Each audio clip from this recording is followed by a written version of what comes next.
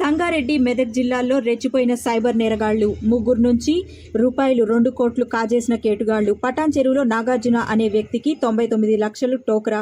అమీన్పూర్లో private ఉద్యోగికి 98.4 లక్షల కుచ్చుటోపీ. తుప్రాన్లో యువతి అకౌంట్ నుంచి 5 లక్షలు ట్రాన్స్ఫర్.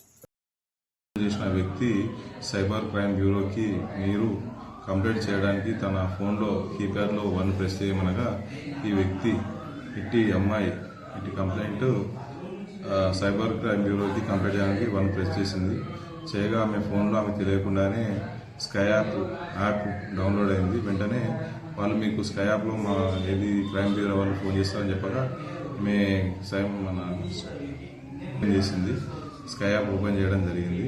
స్కై యాప్ ఓపెన్ చేయడంగానే ఆమె ఓపెన్ చేసి మా స్కై యాప్ ఓపెన్ చేయగానే తనకు మెయిల్కి 6 లక్షల రూపాయలు తన అకౌంట్లో క్రెడిట్ అయినట్టుగా మెసేజ్ రాగా, మరియు వారు కూడా వారి అకౌంట్లో 6 లక్షలు ఉన్నాయని తెలియగా ఆమెకు సంబంధించిన mobile pay app ICICI bank చెందిన మొబైల్ పే యాప్ ఓపెన్ చేసి చూడగా ఆమె అకౌంట్లో 6 లక్షల రూపాయలు అమౌంట్ కనబడింది.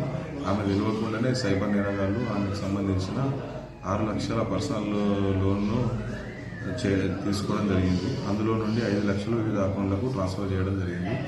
ఆమె వెంటనే 19303కి కంప్లైంట్ చేయడం ద్వారా దాదాపు 1,20,000 రూపాయలు ఫ్రీజ్ చేయడం జరిగింది. కావున పట్టణ ప్రజలకు తెలియజేయగా అందరూ సైబర్ నేరాల పట్ల అవగాహన కలిగి ఉండాలి. అన్నోన్ వ్యక్తులు అన్నోన్ కాల్స్ ఏవి కూడా అటెండ్ చేయకూడదు. ఇలాంటి ఓటీపీలు కానీ, సైబర్ లింకులు కానీ, ఎలాంటి ఆన్లైన్ గేమ్స్ కానీ, ఎలాంటి ఆన్లైన్ ట్రేడింగ్ కానీ చేయకూడదని కోరుకుంటున్నాను.